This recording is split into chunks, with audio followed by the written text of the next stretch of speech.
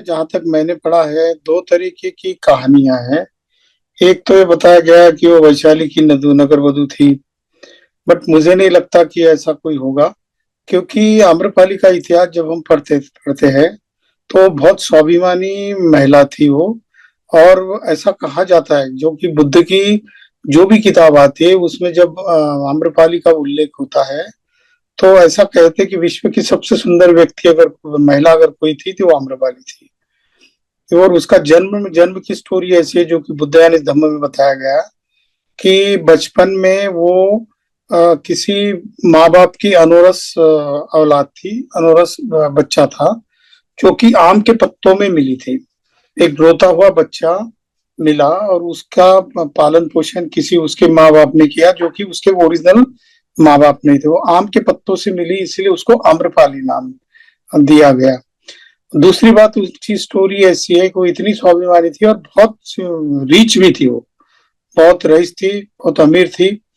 जब एक बार का प्रसंग ऐसा है कि आम्रपाली बुद्ध को इतना मानती थी, तथागत को, कि एक बार वो तथागत का प्रवचन सुनने के बाद बहुत प्रभावित हो गई, खासकर जीवन की अनित्यता के बारे में।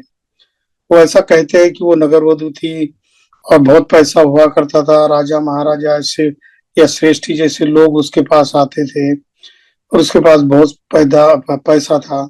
दूसरी एक स्टोरी ऐसी है कि जीवक जो है, वो जीवक राजा बिंबिसार और आम्रपाली का पुत्र है। ऐसा भी एक कहानी में पढ़ा है मैंने। तो उसका स्वभाव बहुत दानशूर थी वो। एक बार क्या हुआ कि बुद्ध का प्रवचन सुनने के बाद इतना प्रभावित हो गई और मन से गदगद होने के बाद उसने बुद्ध से विनती की कि हे तथागत, कल का जो भोजन है मेरे घर में आपका भोजन होगा। और बुद्ध जब भी किसी को भोजन का आमंत्रण स्वीकार करते थे तो सिर्फ अपना सिर हिलाते थे, गर्दन हिलाकर हाँ कहते थे।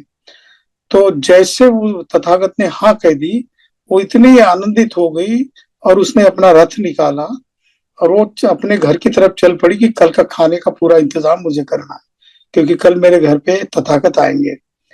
तो रास्ते में जब वो जाती है तो वज्जी लोग रथ से आते आते होते हैं, आ रहे होते हैं। तो ऐसा बाबा साहब ने बड़ा वर्णन बहुत ही मजेदार लिखा है। बाबा साहब कहते कि इधर से आम्रपाली के रथ जा रहे थे और उधर से वज्जी लोगों के रथ आ रहे थे। तो बीच में वो उनके जो ये होता है ना, चक्के को चक्का टकराना, उसको आंख होते, वो जो आंख होती है ना बीच में, जब लोहे का जो एक दूसरे को टक्कर टक्कर मारती थी, और वो बड़ी खुश दिखाई दी। तो वज्जियों ने उसको पूछा कि हे आम्रपाली, आज क्या क्या हुआ, तुम तो बहुत ही खुश नजर आ रही हो आज। तो कहती है कि क्यों ना हो, क्योंकि कल आज मुझे तथागत ने कल मेरे घर पे भोजन करने का न्योता जो है, आमंत्रण स्वीकार कर लिया। और इससे सबसे ज्यादा उचित क्षण मेरे लिए कोई नहीं है कि तथागत खुद मेरे घर कल भोजन लेने आएंगे और प्रवचन देंगे, क्योंकि बुद्ध का प्रवचन देना यानी बहुत ऐतिहासिक बात होती थी उस जमाने में। तो वज्जियों को लगा कि अरे हम भी तो उसी लिए जा रहे थे कि कल का भोजन है तथागत को उसके लिए आमंत्रित करने का। और वज्जी का संग इतना स्ट्रांग हुआ करता था कि वज्जी जो डिसाइड करते थे वो करके रहते थे। तो वज्जियों ने आम्रपाली को बोला कि हे आम्रपाली, ऐसा कर, तुझे जितना धन, जितनी सोने की मोहरें लगे उतनी ले लेना, पर तथागत बुद्ध को जो आज आपको जो आमंत्रण मिला वो मैं हमारी तरफ ट्रांसफर करा दे। तो बोली बिल्कुल नहीं, कतई नहीं होगा, ऐसा बिल्कुल नहीं होगा। आपके पास पैसे जितने होंगे, चाहे आपके संघ ने कोई डिसीजन लिया हो, वो कुछ भी हो आपके पास, मैं ऐसा नहीं कर सकती। फिर वज्जियों को लगा कि हम तो बहुत प्रभावशाली है, क्योंकि हमारा संघ बहुत स्ट्रांग है, चलो हम तथागत का मन बना लेते हैं हमारी तरफ।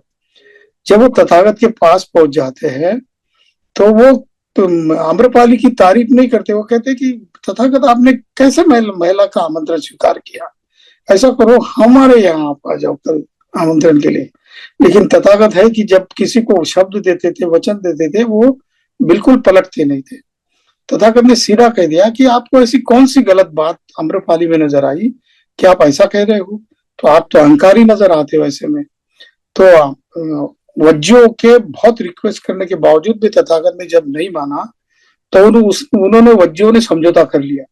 फिर क्योंकि बुद्ध को आना है तो स्वागत तो करना है वैशाली में, और वज्जी का संग था, फिर भी वो हारे हारे से आए और आम्रपाली के साथ उन्होंने समझौता कर लिया और दूसरे दिन का भोजन का बहुत बड़ा समारोह हो गया, जैसे संघ बैठा था उस दिन। और बुद्ध को एक दूसरी एक बात आती है कि जब आम्रपाली उम्र में थोड़ी 40-50 की या उतार, जब उम्र कम होते ज्यादा बढ़ती है तो फिर समझदारी ज्यादा आती है। ऐसे में तथागत बुद्ध के प्रवचन सुनने के बाद उसको अनित्यता बहुत पैदा होगी उसके मन में, और उसने सारी कुछ स्टेट उसकी थी और सारा धर्म को दान करना शुरू कर दिया। और वो इतनी सुंदर थी कि उसकी सुंदरता देखकर लोग बहुत हैरान हो जाते। और जब उसको ये अनित्यता का पता चल गया तो उसने फिर बुद्ध का धम्म स्वीकार कर लिया, भिक्खुनी बन गई, उपासक क्या बन गई पहले, बाद में वो ऐसा कहते हैं कि भिक्खुनी भी बन गई।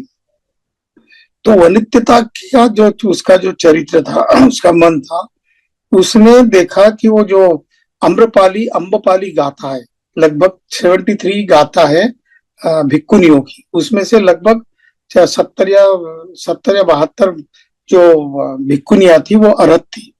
उसमें अम्बपाली गाथा भी है। उस अम्बपाली गाथा में ऐसा लिखा है, थेरी गाथा में, कि मैं जब जवान थी तो मैं इतनी सुंदर थी तो मेरे जो बाल थे वो कमर से भी नीचे तक, घुटने तक मेरे बाल जाते थे, और मेरे बालों को देखकर लोग हैरान रह जाते, इतने अच्छे सुंदर बाल, और चेहरा उसका इतना सुंदर रहता था। और वो जो पहनाव पहनती थी, जो वो कोई ड्रेस पहनती होंगी, तो उससे वो इतना उसका नेतृत्व चारित्र या उसका सौंदर्य खुलता था कि वो बहुत, उसके ऊपर नाज रहता था। वो कहती है कि मैं जब जवान थी तो मुझे बहुत बड़ा गर्व होता था कि मैं कितनी सुंदर हूँ, लेकिन आज मैं देखती हूँ कि तथागत बुद्ध के अनित्यता के भाव को मैंने जब देखा तो मेरे बीच में अरहत बनने का जो ये है, ये लग गया, और मैं फिर श्रोतापन्न हो गई। श्रोतापन्न हो जाना यानी जो भी अपने मन से दुख को हटाकर अरहत बनने का उसका सारा कुछ टारगेट होता है, उसको श्रोतापन्न कहते हैं। तो श्रोतापन्न की अवस्था उसको प्राप्त हो गई, और उसने पूरा जितनी भी स्टेट थी उसकी सारी डोनेट करना शुरू कर दिया, और सिंपल लिविंग और हाई थिंकिंग वाला उसने जीवन अपना लिया, और बहुत सारे फिर डोनेट करती गई। और आम्रवन जो है अभी राजगीर में है, जब आप हम जाते हैं मतलब ये बिंबिसार का जो ये था पैलेस, उस पैलेस से तो ऊपर गुरुदकुट पर्वत की ओर जाते हैं हम लोग, तो बीच रास्ते में एक बहुत ही प्यारा प्लेस है, वो आम्रवन था। तो उसको आम्रवन को बुद्ध को आम्रपाली ने डोनेट किया था। और वो ऐसा कहते हैं कि सारे भिक्खु संघ का जो चीवर देना, भिक्खु संघ को दान देना, और कहीं भिक्खुओं को कहीं भोजन दान नहीं मिला हो तो सारा भोजन दान का अरेंजमेंट अनाथ पिंडक जैसा वो भी करते थे। और इसीलिए वो धम्म में संघ में बहुत फेमस हुई। अम्बपाली गाथा में ऐसा बताया जाता है कि मुझे ऐसा क्यों हुआ कि जब मैं बुद्ध के पास बैठती तो मुझे जीवन की अनित्यता के बारे में बहुत सजग मन से मैं उसके बारे में सोचती थी, और ये सोचती थी कि जीवन में पैसा कमाना सब कुछ नहीं है, जीवन में लोकप्रियता होना या प्रसिद्ध होना सब कुछ नहीं है, प्रतिष्ठा मिलाना भी सब कुछ नहीं है, बल्कि अपने मन को जीतना है सबसे उचित काम है। इसलिए मैंने तथागत का मार्ग अपना लिया। और उसकी प्रेरणा को देखकर बहुत सारी महिला ने, खासकर जो राजकुमारियां थी, श्रेष्ठी के घर में पैदा हुई थी या विचारक लोगों के घर में पैदा हुई, बहुत सारी महिलाओं ने, लड़कियों ने संघ में दाखिला लिया, और ऐसे से भिक्खुनियों का संघ एक स्ट्रांग भिक्खुनी का संघ था। ऐसे में आम्रपाली भिक्खुनी संघ की एक पिलर थी। ऐसी कई भी स्टोरी आती है उसमें, जहां तक मैंने जो पढ़ा है उतना ही मैंने आपको बताया। इसमें अगर कोई गलत हो या किसी को मुझसे ज्यादा जानकारी हो तो बता सकता है। संघ को मैं नमन करता हूँ। संगन नमामि, संगन नमामि, संगन नमामि। बहुत साधुवाद खटके सर।